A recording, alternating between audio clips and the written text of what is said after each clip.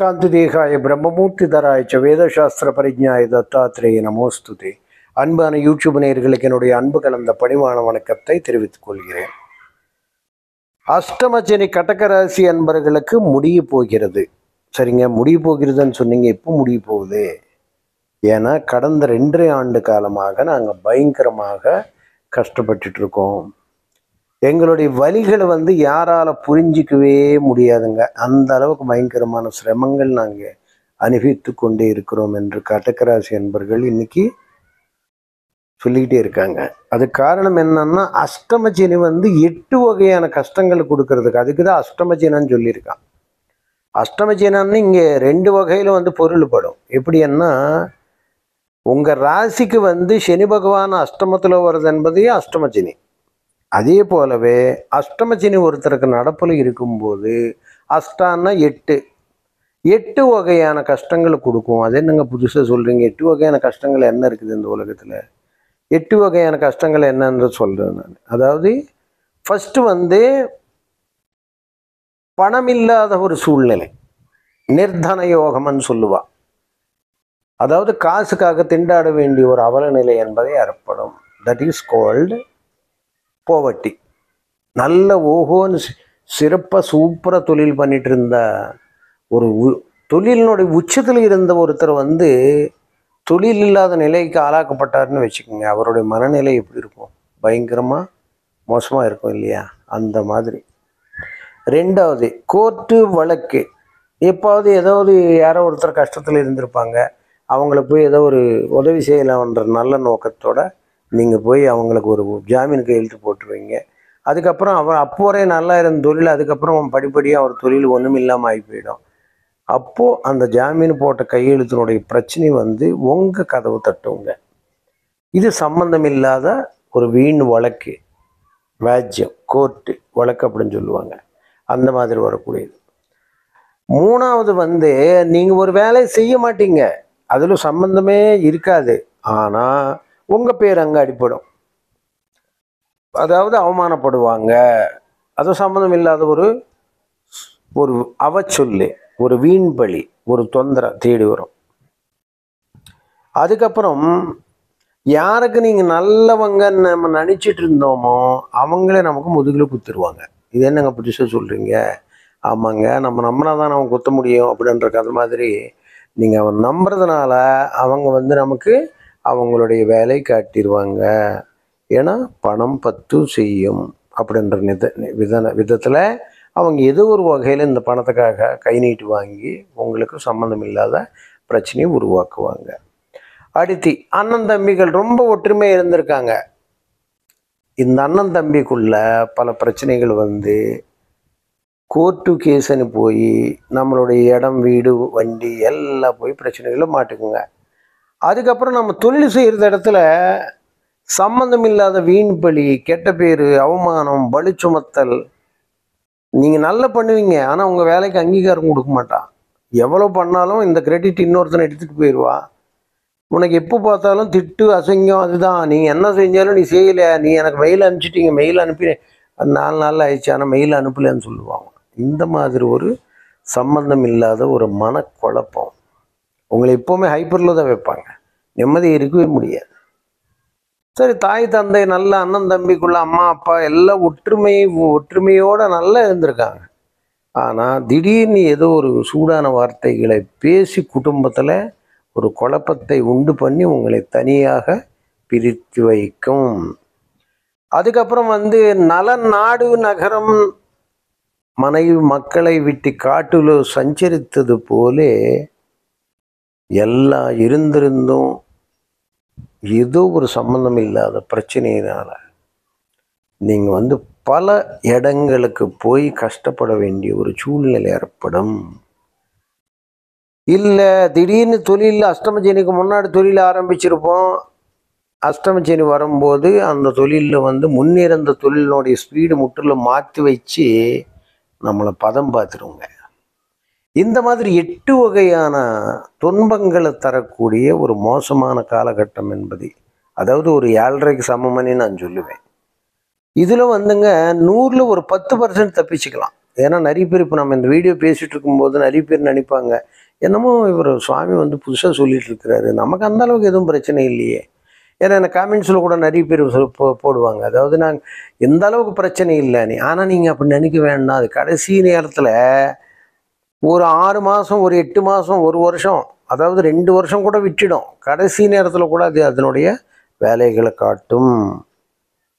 இது எப்படி என்ன உறுதியாக நம்ம சொல்லலாம்னா, பகல் இரவு எப்படி உறுதியாக இருக்கிறதோ, வளர்ப்பிறை தேய்ப்பிறை எப்படி உறுதியாக இருக்கிறதோ, காலை என்பது மாலை என்பது எப்படி உறுதியாக இருக்கிறதோ, கர்ம பலன் என்பது உறுதியாக இருக்கிறது என்றதை நீங்கள் நன்றாக புரிந்து கொள்ள வேண்டும். அதுக்கு தான் அஷ்டமஜன் என்ற பாட்டியே வருது. அப்போதான் நீங்கள் மனிதர்களுடைய உண்மையான முகத்தை தெரிந்து கொண்டு அடுத்தடுத்து வாழ்க்கை பயணத்து உன்னுடைய டிராவலில் யாரும் நம்பணும், யாரும் நம்பக்கூடாது. உலகமே வந்து ஒரு மாய என்ற தோற்றத்துக்குள்ள கொண்டு வரக்கூடிய நிலை என்பது தான் அங்கே ஏற்படும். சொந்த பந்தங்கள் எல்லாம் இது ஒரு நடிப்பென்ற ஒரு அனுபவத்துக்குள்ள கொண்டு வரும். அண்ணன் தம்பி பாசியம் பந்தம் எல்லாம் வந்து இது ஒரு போலியான ஒரு தோற்றமா அப்படின்ற ஒரு உணர்வுகளின் உலகத்துக்கு உங்களை இழுத்து செல்லும். அத்தகையான கொடுமையான காலம் அஷ்டமஜனியை பார்த்துக்கிறோம். இதில் 10% வந்து அஷ்டமஜனிலாம் தப்பிச்சுக்கலாம். அவங்கள பற்றி நம்ம கவலைப்படலை. ஏன்னா அவங்க நல்லா தான் இருக்காங்க. ஏன்னா அவங்களுக்கு ஜாதகத்தில் பயங்கரமான யோக தசை, யோக புக்தி, அனுகூல தசைகள் நடக்கும். இப்போ நாம் இந்த 90% பீப்புள் கஷ்டப்படுறவங்க, அந்த 90% அந்த 3 நட்சத்திரத்தில் பிறந்து 90% கஷ்டப்பட்டுகிட்டே இருக்காங்க. அவங்கள பற்றி தான் நம்ம இந்த வீடியோ பேசிகிட்டு இருக்கோம். ஏன்னா பாசிட்டிவ் பற்றி நம்ம கவலை இல்லை, அவங்க they can survive in anyway. But where's the negative side people, dark side people, அவங்களுக்கு தான் நமக்கு வந்து இப்போ இந்த அஷ்டமஜனில் மாட்டிக்கிட்டு கஷ்டப்படுவாங்க. இது என்ன, அந்த 10%க்கு ஒரு யோகமான தசாபுக்திகள் காலம் கோச்சார ரீதியாக அவங்கள தாக்காத ஒரு சூழ்நிலை இருந்தாலும் அதுக்கப்புறம் ஏதோ ஒரு பிரச்சனை வரும், அது செகண்டரி. பட் வேர்எஸ் 90% பீப்புளுக்கு வந்து டைரெக்டாக அஷ்டமஜன் நடக்கிறத ஆரம்பித்த ஒரு 2 மாதத்துலேருந்து உங்களுக்கு இந்த பிரச்சனைகள் ஆரம்பமாகும். இதெல்லாம் முடிஞ்சு போச்சு. ரொம்ப நம்ம அதிகமாக பேசியும் பிரயோஜனம் இல்லை. ஏன்னா ஒவ்வொருத்தருடைய அவங்க ஜென்ம ஜாதகத்தை அடிப்படையில் என்னென்ன கொடுக்கணுமோ அது கொடுத்தாச்சு, அனுப்பிச்சுட்டாங்க.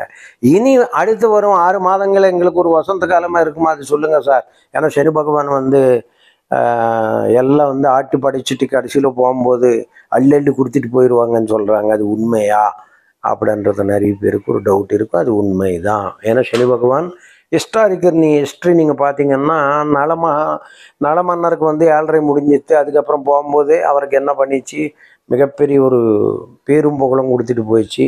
ஹிஸ்ட்ரியிலே வந்து அவருடைய பேர் இடம் பண்ணி நல தேர்த்தமான திருநள்ளாறில் வச்சுட்டு போயிடுச்சுங்க. அந்த அளவுக்கு இன்றைக்கி எல்லாரும் வந்து ஒரு பெருமைப்படக்கூடிய அளவுக்கு. அது போலவே ஹரிச்சந்திரன், சத்ய ஹரிச்சந்திரன் எடுத்துக்கிட்டாலும் அதே மாதிரி, அது மாதிரி சிவி சக்கரவர்த்தி, அதே மாதிரி மகாபலி சக்கரவர்த்தி, இந்த மாதிரி யாருன்னு நீங்கள் எடுத்துக்கிட்டாலும், ராமன் எடுத்துக்கிட்டாலும் இந்த சனி பகவான் வந்து நமக்கு தொந்தரவு பண்ணாமே போலைங்க. அதுக்கு தான் நீதி தேவனா அவர் விளங்குகிறார். ரைட், இது முடிஞ்சிச்சு. இனி அடுத்த 6 மாதங்கள் எங்களுக்கு எப்படி இருக்கும் சுவாமி அப்படின்னு பார்த்தீங்கன்னா, இந்த 6 மாதங்கள் வந்து கடகராசியில் இருக்கின்ற பூச நட்சத்திரம், புனர்பூசம், ஆயில்யம், இந்த 3 பேருக்கு இந்த 6 மாதம் வந்து பயங்கரமான அவங்களுடைய எண்ணங்கள் நிறைவேறக்கூடிய காலமாக இருக்கும். இன்னும் எங்களுக்கு 7.5 எப்போ முடியுது அப்படின்னு நீங்கள் பார்த்தா ஃபஸ்ட்டு அதுதான் நம்ம சொல்லணும். எப்போ முடியுது? 29/3/2025 முடியுது. இப்போ இது ஆகஸ்ட் மாதத்தில் தான் நம்ம இந்த வீடியோ பேசிகிட்டு இருக்கோம். அப்போ எப்படிங்க இன்னும் 8 மாதம் 7 மாதம் பக்கமாக இருக்குது இல்லையா? அப்படின்னா நம்ம இந்த அடுத்த 6 மாதங்கள் வந்து உங்களுக்கு ஒரு பிளாட்ஃபார்ம் எடுப்புலேயே வந்து ஃபஸ்ட்டு ஃப்ளோர் ஏற முடியுமா? அந்த படிகள் 20 ஏறினா தானே. அந்த மாதிரி இது வந்து ஒரு அடுத்து ஒரு நல்ல பிளாட்ஃபார்ம் நமக்கு போட்டு வைக்குது. அடுத்து ஒரு சூப்பரான ஒரு டைம் உங்களுக்கு வரப்போகுது. அஷ்டமஜனி விலகி போயிடுச்சு, அவ்வளோதான். இனிமேல் கவலை இல்லை. கடகராசி அன்பர்களுக்கு கடல் தாண்டி செல்வார்கள். கடகராசின்னா என்ன சொல்கிறோம்? முதல்ல சந்திரனுடைய ராசி. சந்திரனுடைய ராசிக்கு 2ஆம் வீடு எதுக்கு வருது அப்படின்னா, 2ஆம் வீடு சூரியனோட வீடு. தனாதிபதி யாரு? சூரியன். சூரியன் என்ன கச்சிதமாக செயல்படக்கூடிய ஒரு ஆளுமை கொண்டவர். அவரது தனாதிபதியாக வரார். கடகராசிக்கு இது துருளிஸ்தானம், செவ்வாய் வீடு, 10ஆம் வீடு துருளிஸ்தானம், பூர்வ புண்ணியஸ்தானம் செவ்வாய்.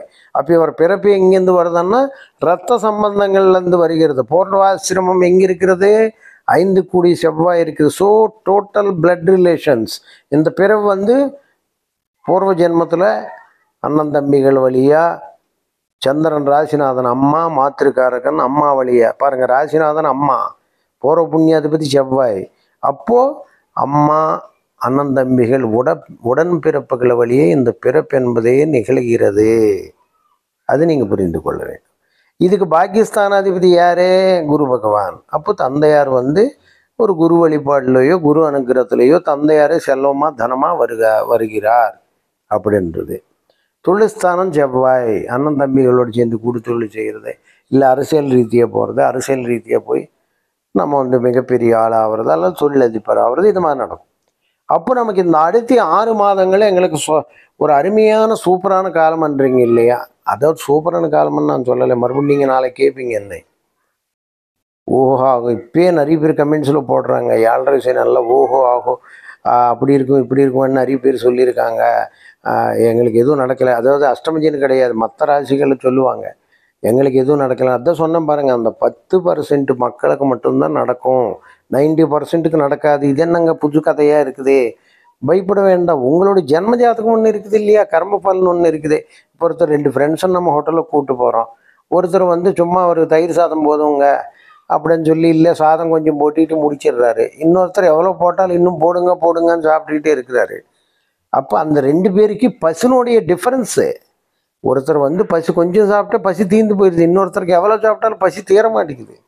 இந்த மாதிரி தாங்க ஒவ்வொருத்தருடைய ஜாதகம் என்பது தனிப்பட்ட முறையில் இருக்கும், தனிப்பட்ட யோகங்கள் இருக்கும், தனிப்பட்ட கர்ம பலன் இருக்கும், தனிப்பட்ட தசாபுக்திகள் இருக்கும், அமைப்புகள் இருக்கும். எப்படியான உங்கள் ஜாதகத்தில் நமக்கு ஈஸியாக சொல்லிடுது. இப்போ புனர்பூசம் 4ஆம் பாதத்தில் பிறந்தவங்க என்ன பண்ணுறாங்க? குரு பகவானோட தசையில் பிறக்கிறாங்க. குரு பகவான் உங்களுக்கு அந்த தசையில் பிறந்த குரு பகவான் யார்? குரு பகவான் உங்களுக்கு பாக்யாதிபதி. அப்போது தந்தையாருக்கு பாக்கியம் கொடுக்குறான். அதுக்கப்புறம் சனி பகவான் வராரு, அவர் உங்களுக்கு 7-8 கூடையவர். 7-8 கூடையவர்னா மனைவி வழியாக கல்யாணமாகி அதுக்கப்புறம் அதுலேருந்து டெவலப் ஆகுறாரு. அதுக்கப்புறம் புதன் வராரு. புதனை யாருங்க அப்படின்னு பார்த்தோம்னா புதன் 3-12 கூடையவனாக வராரு, கல்விக்காக வெளிநாட்டுக்கு தூக்கிட்டு போகிறாரு. எப்படி வருது பாருங்கள், சூப்பரான ஒரு இது இல்லை? அதுக்கு தான் நிறைய பேர் நம்ம தசாபுக்திகளில் இது நடக்கலை அது நடக்கலைன்னு நம்ம புலம்பிக்கிட்டே இருக்கோம். நடக்கிறதுக்கு இது ஒரு கணக்கு இருக்குது இல்லைங்களா? அந்த கணக்கு வராமல் எங்கே போக முடியும்? நீங்கள் போக முடியாது. 3 முயற்சி, 12 வெளியிட வாசம். இப்போ இந்த 3 புதன் தசை வரும்போது தான் வெளிநாடு. இப்போ சனி தசையில் ட்ரை பண்ணுவார், நடக்காது. அப்போது இந்த ஜாதகங்கள் எல்லாம் பொய்யுங்க, இதெல்லாம் நம்பாதீங்க, அப்படி தான் சொல்லிட்டு இருந்தாங்க, நடக்கலைன்னு. ஈச் அண்ட் எவ்ரி இன்சிடெண்ட் ஜாதகத்தில் தான் பதிஞ்சிருக்கும். பட் ஜாதகம் உண்மையானது. ஜாதகம் உரைத்தவர்கள் கருத்துக்கள் அவங்களுடைய அறிவுக்கோள்கள் டிஃப்ரெண்ட்டாக இருக்கலாமே ஒழிய, பட் ஜாதகம் என்பது உண்மை. 100 கடவுளுக்கே ஜாதகம் உண்டு, அது பொய்யே ஆகாது. ஆக புரிந்து கொள்ளக்கூடிய தன்மை பொறுத்து தான் ஜாதக பலன்கள் நம்மளால் எடுத்து கூற முடியும் அப்படின்றது ஒரு கான்செப்டு. ஆக நீங்கள் பயப்பட தேவையில்லை. அடுத்து பூச நட்சத்திரத்துக்கு வராரு. சனி பகவானோட நட்சத்திரம். பிறக்கும் போது சனி மகாதசை ஆரம்பமாகுது. சனி மகாதசைன்னா என்ன? கஷ்டங்கள் கொடுக்கும், குடும்பத்திலேயே கஷ்டம். இவர் பிறக்கும் போதே சாப்பாடு இல்லைன்னு அர்த்தம். பூசத்தில் ஒருத்தர் பிறக்கிறான்னா குடும்பம் பயங்கரமான கஷ்டத்தில் இருக்குது, அப்போ தான் அந்த வீட்டில் அவர் பிறப்பார். இல்லைன்னா வசதியோடு வாழ்கிறாரு, வசதி பெருகுது, உடனே புனர்பூசத்துக்கு போயிடுவார். அந்த புனர்பூசம் இருக்கின்ற தேதியில் அந்த நட்சத்திரம் அந்த டைமில் தான் பிறப்பார். இல்லைன்னா பூசம் நட்சத்திரம் தொடங்கினதுக்கப்புறம் பிறப்பான், கஷ்டத்தில் இருந்தால். அப்படியும் ஒரு கல்விமான் ஒரு நல்ல ஒரு சிறப்பான யோகம் உள்ள இடத்துல பிறக்கணும் அப்படின்னா மறுபடியும் ஆயிலியத்தில் பிறப்பான். இல்லை அப்பா வெளிநாட்டில் இருந்திருப்பார், இப்போ வெளிநாட்டில் இருக்கும்போது குழந்தை பிறப்பான். இந்த மாதிரி ஒரு நட்சத்திரம் பிறக்கும் போதே அவருடைய அவஸ்தையை நம்ம சொல்லிடலாம். அதாவது இது என்ன அவஸ்தையிலே இந்த குழந்தை பிறக்க போகிறது அப்படின்று பயப்படுதா. அங்கே ஆயிலியத்தில் பிறக்கும்போது புதனை கேத்து, அதுக்கப்புறம் சுக்கிரன் தான் நம்ம பயங்கர யோகம் பண்ணுவோம். எங்க சார் எங்களுக்கு சுக்கிரன் பாதகாதிபதிங்க. பாதகாதிபதி உங்கள் சுக்கிரன் மறைஞ்சு போயிட்டேன்னா பாதகத்தன்மை மறைந்து விடுகிறது. பாவக்கிரகங்களோட கூட்டு சேர்ந்துக்கிச்சு, தொந்தரவு பண்ணாது, வலு பெறக்கூடாது. பாதகத்தன்மை பெற்ற பாதகாதிபதி வலிமை பெறக்கூடாது. ஸோ பாதகாதிபதி மாரகாதிபதி இவங்க வலிமை பெற்றால் என்ன ஆகும்னா கொடுமைகள் அதிகமாகி போயிடும். அது பூர்வ ஜென்மத்தினுடைய விளைவில் ஏற்படுறது தான். ஆக அஷ்டமராசி 3 நட்சத்திர சூப்பராக இருக்குதுங்க, பயப்பட வேண்டிய அவசியம் இல்லை. நீங்கள் எந்த தசாபுக்திகளில் இருந்தாலும் கூட உங்களுக்கு கோச்சார ரீதியாக அஷ்டமஜினி விலகிச்சு, அஷ்ட கஷ்டங்கள் முடிஞ்சு போயிடுச்சு. இனிமே என்ன நவநிதிகள் தேடி வரும். இது என்னங்க புதுசாக சொல்கிறீங்க? ஆமாங்க, இப்போ நீங்கள் என்னென்ன பண்ணியிருக்கிறீங்களோ அதனுடைய தொடக்கம் தான் நீங்கள் வரும். இப்போ நீங்கள் வெளிநாட்டுக்கு முயற்சி பண்ணீங்க, வெளிநாட்டுக்கு போகிறதுக்கு வழிகாட்டிடும். தொழில் செய்யலாம்னு நினச்சி பணத்துக்காக அலைஞ்சிங்க, பணம் கிடைக்கல, இப்போ பணம் கிடைச்சிரும். வீடு கட்டலாம்னு நினச்சிங்க, வீடு பாதியில் நின்று போச்சு, 2-3 வருஷமாக வீடு கட்ட முடியாமல் இருக்குது, பாழடைஞ்சிச்சு, பணம் வந்துடும், வீடு கட்டிடுவீங்க. இடம் வாங்கலாம்னு நினச்சிங்க, அட்வான்ஸ் கொடுத்தீங்க, க்ரீம் பண்ண முடியல, க்ரீம் பண்ணிவிடுவீங்க. இந்த மாதிரி நீங்கள் என்னென்ன பண்ணுறீங்களோ அந்த முயற்சிகள் வெற்றி பாதை நோக்கி கொண்டு செல்லக்கூடிய அளவுக்கு யோகம் தருகிறது. ஆச்சுங்களா? அப்போ இப்போ நமக்கு என்ன ஆகுது? அஷ்டமஜீனி முடிஞ்சிச்சன்னாவே நமக்கு இனி யோகம் வருகிறது அப்படின்றது தான் பொருள்.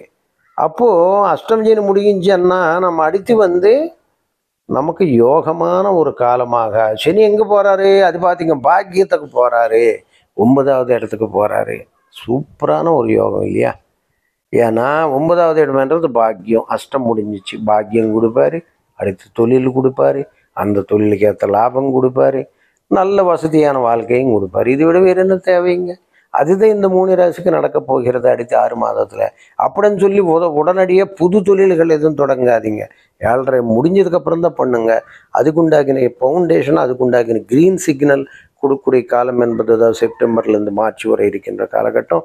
ஆக 29/3/2025 சனி பயிற்சி உங்களுக்கு மிகுந்த யோகத்தை தரப்போகிறது. அதுக்குண்டாகின ஒரு பூர்வாங்க வேலைகள், அந்த முன்கூட்டியான வேலைகள் நீங்கள் தாராளமாக செய்து விடலாம். நீங்கள் செய்யலைன்னாலும் செய்யக்கூடிய சந்தர்ப்பங்கள் அது உருவாக்கும், உங்கள் ஜாதகம் உருவாக்கும், அதுக்குண்டாகின சூழலை ஏற்படுத்தும், அதுக்குண்டாகின சூழ்நிலை உருவாக்கி, அதுக்குண்டாகின பணவரவுகளை வரவழைத்து உங்களை அமோகமாக வசந்த காலமாக மாற்றுறதுக்கு உண்டாகின எல்லா வகையான நல்ல செல்வாக்கையும் அள்ளித்தரக்கூடிய அளவுக்கு சனி பகவான். ஆக நீங்கள் நன்றாக பயன்பெற்றுக்கொண்டு சந்தோஷமாக வாழ்வீர். சுகி பவ. சர்வே ஜனா சுகினோ பவந்தி.